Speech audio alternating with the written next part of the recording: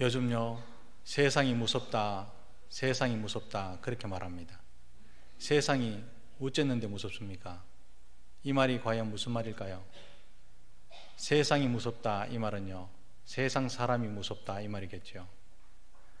제가 어릴 때 70년대요, 초등학교 다닐 때 밤거리가 무섭지 않았습니다. 밤에 형님이나 누나가 10원짜리 주면서, 그때 눈가살당도 10원에 10개고 금붕어빵도 5원에 하나일 때, 밤에 가서 고기 풀빵 사오느라 8시가 돼도 좋아서 쫓아나갔습니다. 10시가 돼도 쫓아나갔고요. 단지 무서운 것은 통금시간 걸릴까 싶어 그게 겁났지 사람이 겁나지 않았습니다. 오히려요, 캄캄한 밤에 사람이 저기서 저벅저벅 오면요, 마음이 놓였습니다. 야, 사람이 있구나. 요즘은 어떻습니까? 밤거리 혼자 저벅저벅 가면요, 저 사람 나를 해코지 하지 않을까, 앞에서 사람을 마주칠 때요, 야, 무섭다, CCTV가 있는 거 모르겠다, 그렇게 되는 거죠. 사람이 무서우니까 세상이 무서운 거죠. 과연 요즘 사람이 무서운 세상이 되었습니다. 이 끝이 어떨까, 이렇게 궁금할 만큼 사람이 무섭습니다. 뉴스를 보면요, 사람이 어디까지 잔인해지고 흉포해질지 우리는 상상할 수 없습니다.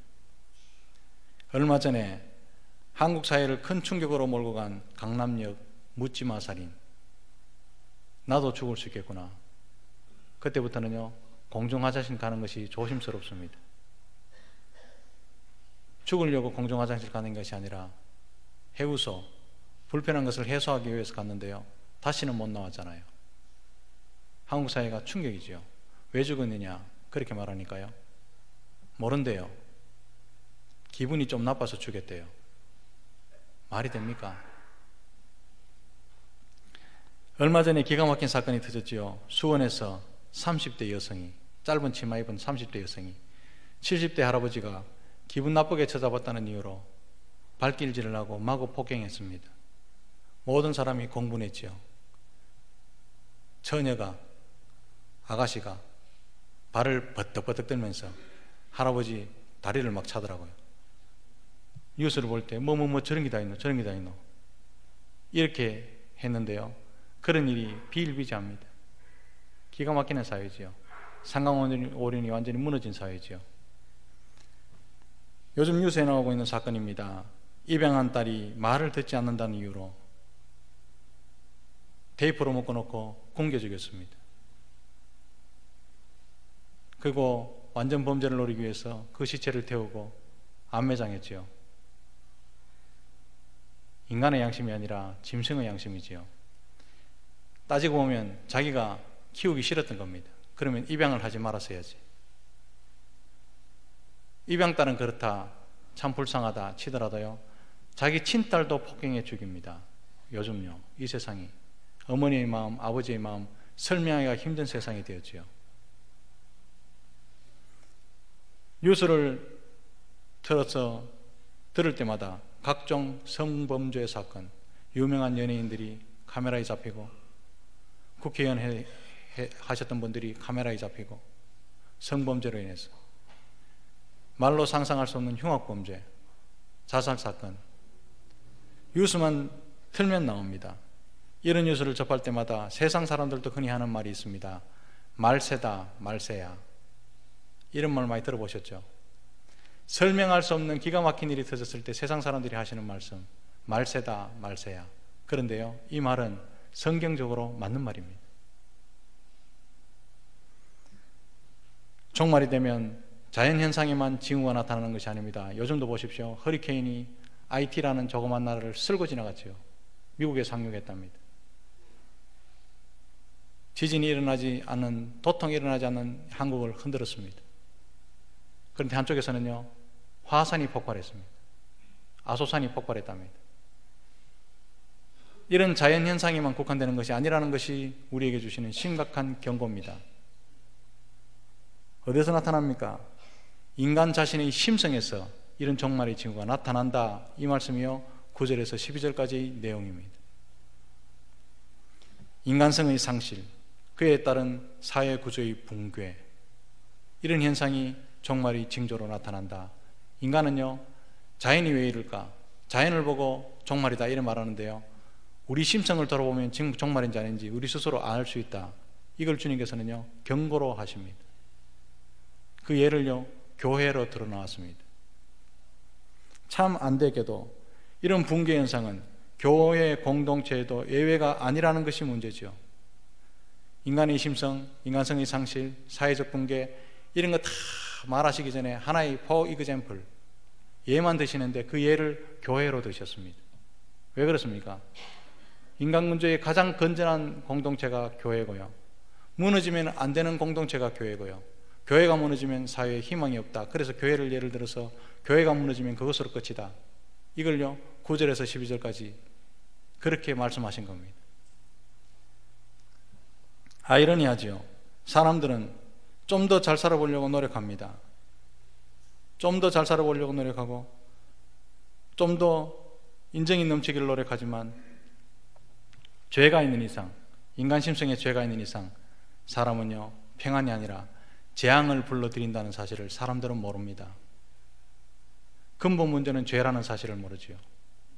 하나님은 아시기 때문에 독생자를 아끼지 않고 우리에게 보내셨다는 사실을 기억하시기를 바랍니다. 9절에서 12절까지 예수님은 재난이 시작되면서 사람들이 심성도 아닙니다, 성도들의 심성이 무너지고 공동체가 무너지는 현상을 구체적으로 말씀하십니다. 이게요 사회의 최후의 보루거든요. 교회는 세상 사람들이 서로 실족하고 미워하고 등치고 잘 살려고 노력하고 이런 거는요 당연하게 생각하잖아요. 이제 당연하게. 그런데 종말이 되면 교회에서도 서로 실족시키고 미워하고 예수님의 사랑의 법이 안정에도 없고 그래서 교회는 깨어진다. 이 말씀을 우리에게 적나라하게 말씀하십니다. 안 그러면 좋겠는데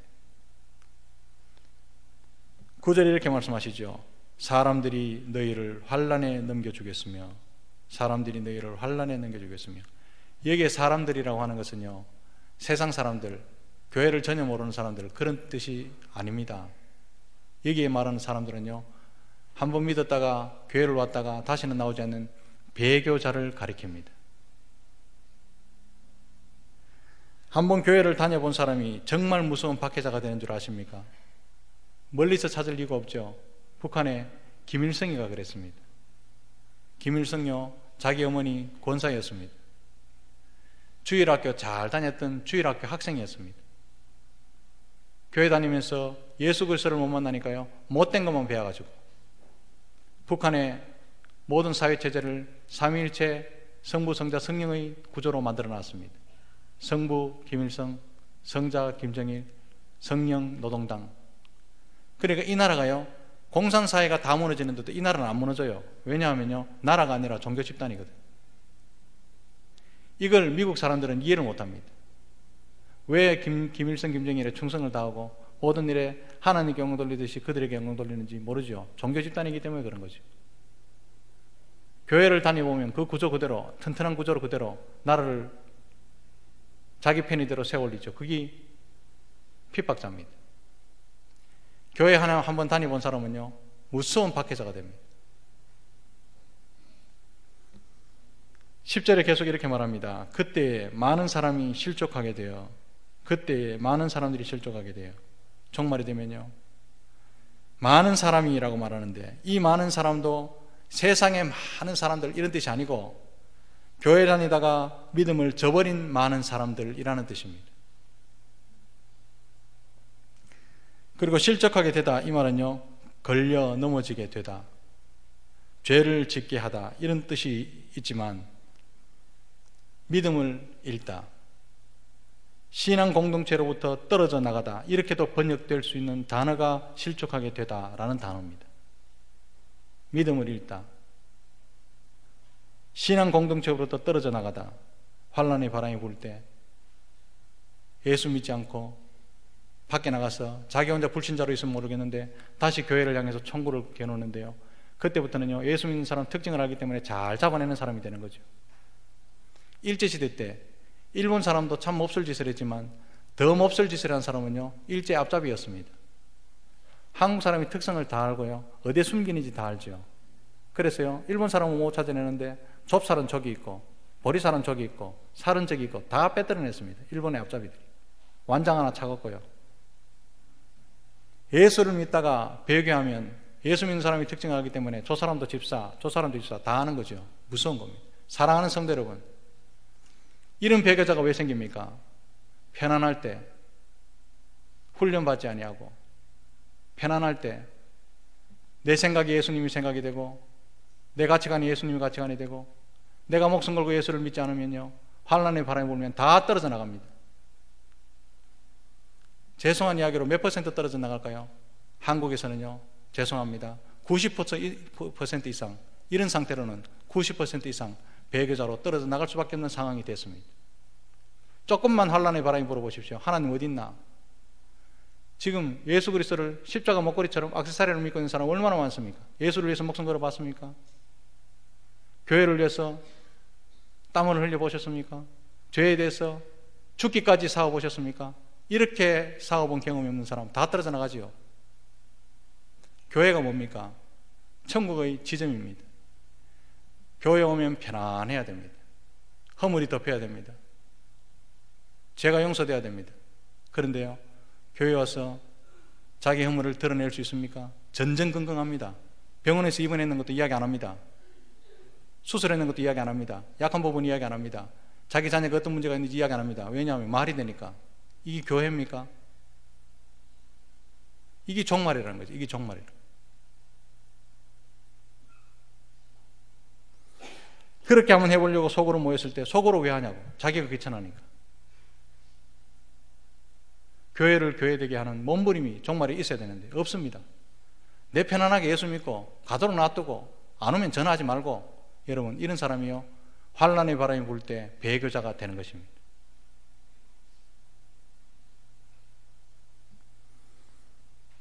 이 말은 결국 어려움으로 인해서 믿음을 포기하는 사람들이 종말이 되면 속출한다 이 말입니다.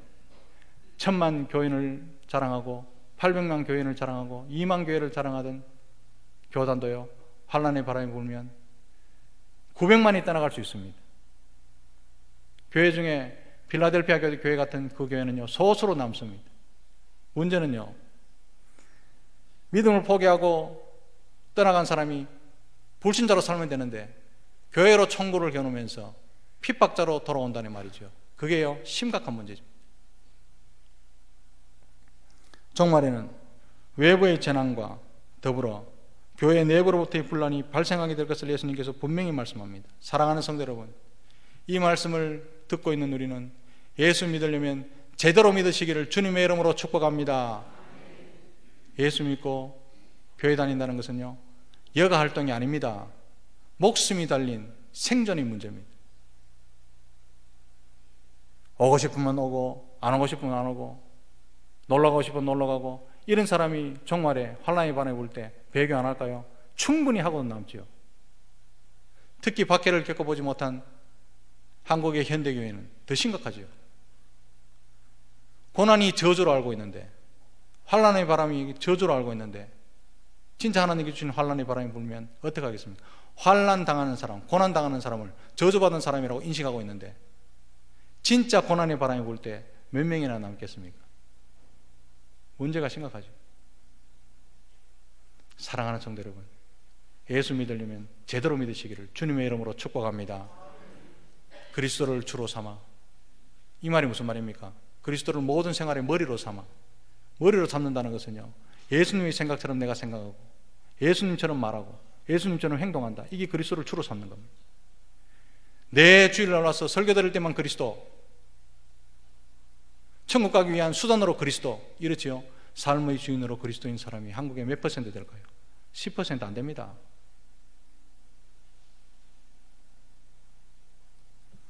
또 계속 보십시오. 서로 잡아주고 서로 미워하겠으며, 서로 잡아주고 서로 미워하겠으며. 세상 사람들이 하는 짓이 교회에 그대로 돌아와 있다 이 말이죠. 서로 잡아주고 서로 미워하고. 사랑하는 성도 여러분, 교회는 사랑의 공동체입니다. 미워하는 사람 없습니까? 미워하는 사람 있으면요, 피 흘리기까지 용서하기를 노력해야 되고 무릎 꿇어야 되고요, 그를 위해서 먹이고 입히고 마시어야 합니다. 이게 교회입니다. 서로 잡아주고 서로 미워하겠으며, 이 말은요, 교회 공동체가 왜 분열되는지, 어떻게 분열되는지, 분열되는 이유가 무엇인지 분명히 말씀하시죠. 서로 잡아주고 서로 미워하니까 나가기 싫은 거지. 그런 교회 누가 나갑니까?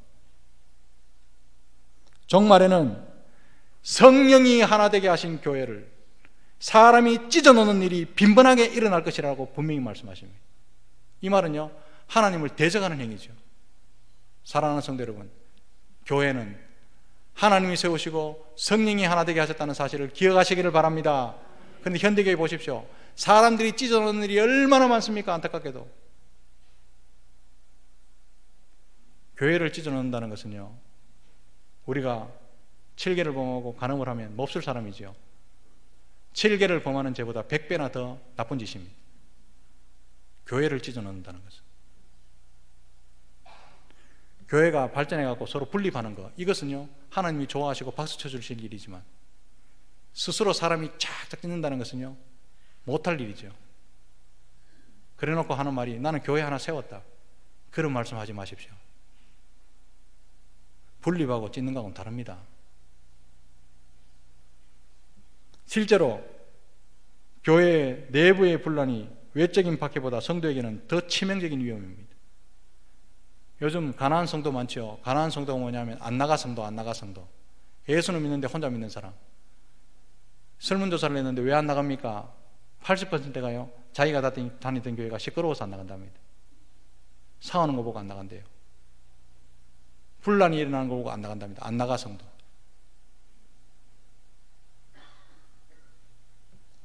외적 핍박이 있어도 교회 안에 사랑이 있으면 성도는 견딜 수 있습니다. 70년대 그랬잖아요. 못 살아도 교회 오면 행복했습니다.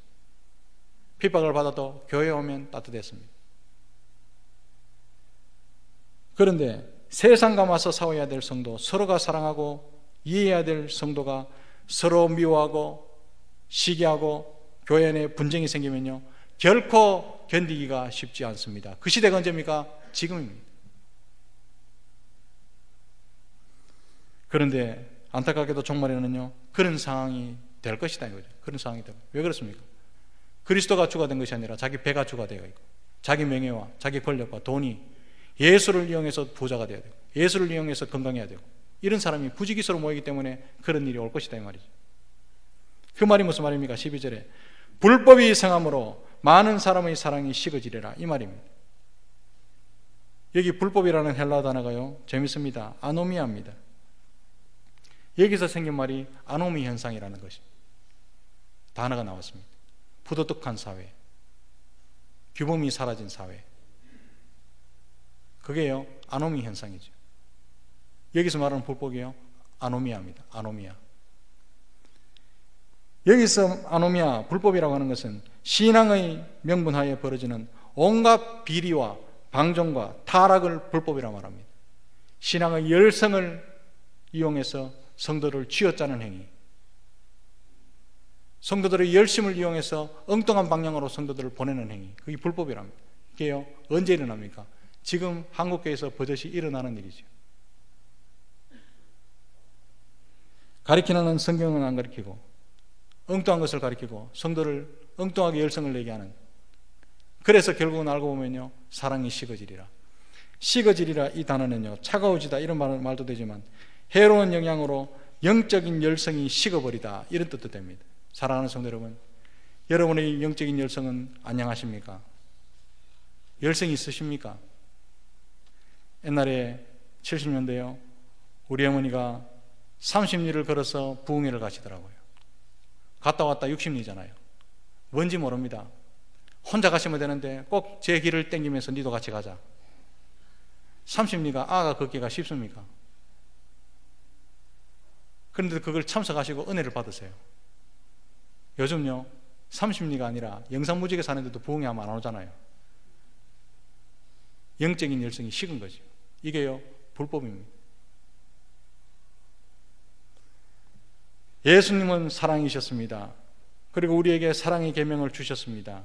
그런데 이 계명에 정면으로 반대해서 이웃보다는 자기를 더 사랑하고 형제의 생명보다는 돈을 더 사랑하는 것, 이게 불법입니다. 이게 언제입니까? 지금이잖아요.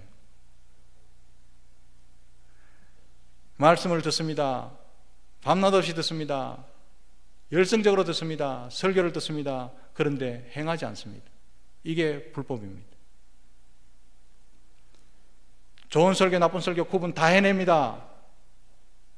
그런데요, 좋은 설교를 해줘도 안 삽니다. 자기가 듣기에 불편한 설교를 해도 살지 않습니다. 그것을요, 아노미아, 불법이라고 말하는 겁니다. 성도 간의 사랑이 식어지면 그것이 곧 끝날에 징후랍니다. 모든 교리를 익히고 있고 달달달달 외우고 있고 예배의식이 화려하고 예배당이 화려하고 웅장해도 사랑이 식으면 끝인 줄 믿으시기 바랍니다. 사랑이 식으면요, 내가 사랑이 돼야 되겠다 이래 생각 안 하고 마태복음 24장에 목사님 설교에 그것은 종말의 당연한 현상이라 생각했다, 이런 사람에게 화가 있습니다. 이거는요, 종말이 되면 교회에도 사랑이 식어서 분열이 일어날 거다 예언해 놓으신 게 아니고 성도들에게 경고해 놓으신 말씀입니다. 세상에 다 사랑이 식고 사랑을 찾기 힘들더라도 내 말을 들은 너희들은 사랑하라, 이 말입니다. 힘써 사랑하시고 사랑하기를 위해서 사랑하시는 여러분 되시기를 주님의 크신 이름으로 축복합니다. 내가 마지막 날에 믿음을 보겠느냐, 그 말씀이 서문교회는 통하지 않도록 우리 부산 서문교회는 사랑을 보고 믿음을 볼 수 있는 귀한 공동체가 되기를 주님의 이름으로 축복합니다. 사람들은요, 점점 더 많은 자유를 원하고 누리게 되고 더 많은 물질을 벌고 풍요를 누리게 되겠지만 마음은 점점 더 악해지고 사랑은 점점 더 없어지고 서로에 대한 미움은 더욱더 심해진다는 것이 문제지요. 이런 시대에요, 주님은 말씀하십니다. 13절에 이럴 때 성도는 끝까지 견뎌라, 끝까지 견뎌야 한다, 그렇게 말씀하시죠. 여기서 말씀하시는 끝까지라는 것은 문맥상 4절부터 말씀하신 재난의 기간이 끝날 때까지를 의미합니다. 그리고 견디다라는 말은요, 수동적으로 가만히 참는다 이런 뜻이 아닙니다. 전투적으로 적극적으로 나아가서 믿음을 가지고 버텨나가면서 끝내 승리를 쟁취한다, 이 말이 견디다는 말입니다. 이렇게 끝까지 견디는 자의 보상이 무엇입니까? 구원이라 말합니다. 여러분, 저는 이 말씀 읽고요, 가슴이 서늘합니다. 시계추처럼 왔다 갔다 하고 천국 가기 위해서 예수 이름을 부르고 예수님을 나 영접합니다, 이렇게 해서 천국 가는 게 아니구나 하는 걸 깨달았습니다. 끝까지 견디는 자가 구원 얻는답니다. 신앙생활 할 때 제일 힘든 게 뭔지 아십니까? 기다리는 것, 견디는 것, 인내입니다. 잘 기억하십시오. 그리스도인의 능력은 인내라는 사실을 기억하시기를 바랍니다. 참지 못하는 사람은요, 인내고 복음이고 능력이고 그리스도의 보혈이고 이해 못하는 사람입니다. 복음을 아는 사람은 기다립니다. 말씀을 들은 사람은 견딥니다. 입만 열어서 펑탕펑탕 거리는 사람요, 복음을 모르는 사람이죠. 그런 사람이 구원 얻을까요? 못 얻는다, 이 말이. 끝까지 견디는 자라 구원을 얻는다. 예수 이름 누워가지고도 예수 그리스도 내 구세주십니다, 예수를 믿습니다, 영접합니다, 이렇게 해서 천국 가면 얼마나 좋을까요? 교회도 안 하고 누워서 그냥 잠옷도 안 가리고 세수도 안 하고 누워서 펑탕거리고 주님, 내 주님이십니다, 내 마음에 들어오십시오, 이래가 천국 가면 참 좋겠죠. 끝까지 견디는 자에게 구원이 있으리라. 여기 물론 구원은요, 천국에서 완성되는 구원을 의미합니다. 그런데 더 나아가서 현재적인 구원도 반드시 포함된다는 사실을 기억하시기를 바랍니다. 현재적인 구원이 무엇입니까? 지금 현재 하나님과 함께 하셔서 어떤 고난의 바람이 불고 환난의 바람이 불어도 이기고 그때 주시는 작은 평안을 누리는 믿음, 어려움에 맞서고 돈의 유혹에 흔들리지 않는 믿음의 엄청난 삶, 죄와 사망의 권세로부터 지금 현재 누리는 자유함, 이것이 현재적 구원이라는 사실을 기억하시기를 바랍니다. 이 현재적 구원의 체험이 없는 사람, 완성된 구원도 없다고 봐야죠. 끝까지 견디는 자에게는 하나님께서 이와 같은 구원을 맛보게 하실 줄 믿으시기를 바랍니다. 이런 구원을 우리는 사모해야 됩니다. 4절부터 13절까지 예수님 말씀의 강조점은 세상 끝날에 어떤 징조가 있을 것인가, 그게 아닙니다. 그 날을 어떻게 준비하고 있느냐, 이게 강조점입니다. 그래서요, 그날이 언제인가, 지진이 났다, 큰일 났네, 그날을 그렇게 알려고 하는 것보다는 그날을 준비하는 것이 훨씬 더 중요하다는 사실을 기억하시기를 바랍니다. 그날이 언제인지 알아서 말래요. 기도도 안 하면서. 준비된 사람은 종말을 두려워하지 않습니다. 준비하지 않는 사람이 불안한 법이죠. 당장 주님이 오셔도 아멘 예수여 어서 오시옵소서, 이런 믿음을 소유하시기를 주님의 이름으로 축복합니다. 이런 믿음이 여기서는요, 조금 모자라고, 조금 불편하고, 조금 아프고, 조금 없고, 이게요 훨씬 축복됩니다. 가졌고 풍성하고 다 잘 되는데 아멘 예수여 오시옵소서 할 수 있겠습니까? 안 됩니다. 예수여 조금 있다 오시옵소서, 이래 되죠. 사랑하는 성도 여러분, 인간이 죄를 짓지 않을 수 없지만 종말을 준비하는 성도는 거룩한 삶을 잊지 않습니다. 목사가 설교할 때 일주일 내내 죄 한 번도 안 짓고 거룩한 모습으로 거룩하게 생각하다가 거룩하게 말하다가 거룩한 것을 듣다가 설교 단상에 서는 줄 아십니까? 목사도요, 일주일 동안 죄와 피 튀기게 싸웁니다. 피 흘리기까지 싸우고 난 뒤에 그리스도의 보혈의 능력을 체험하고 올라서는 것이 설교 단상입니다. 빛의 삶을 사모하면서, 빛이라 말하면서 은근하게 어둠을 즐기는 사람, 문제지요. 구원받은 성도는 죄를 계속 짓지 않습니다. 오히려 죄를 이기는 거룩한 삶을 추구합니다. 이게 준비하고 있는 삶입니다. 돈 몇 푼에 신앙을 저버리고 알량한 자존심에 목숨 걸지 않습니다. 주께서 나에게 뭐라고 말씀하시는지, 내가 그리스도를 주로 삼고 있는지, 여기에 관심이 있습니다. 여기에. 종말을 준비하는 성도는 더 나아가 이웃의 생명에 지극히 관심을 두고 삽니다. 그게 14절 복음 전파지요. 사랑하는 성도 여러분, 복음을 들고 있는 교회가 어두운 가운데 소망이라는 사실을 잊지 마시기를 주님의 이름으로 축복합니다. 교회가 무너지면 그것이 종말입니다. 지금은 인내하며 말씀을 전파할 때입니다. 점점 어두워져가는 심성에 복음의 빛을 던지며 사시는 저와 여러분들이 다 되시기를 주님의 크신 이름으로 축복합니다. 기도하겠습니다.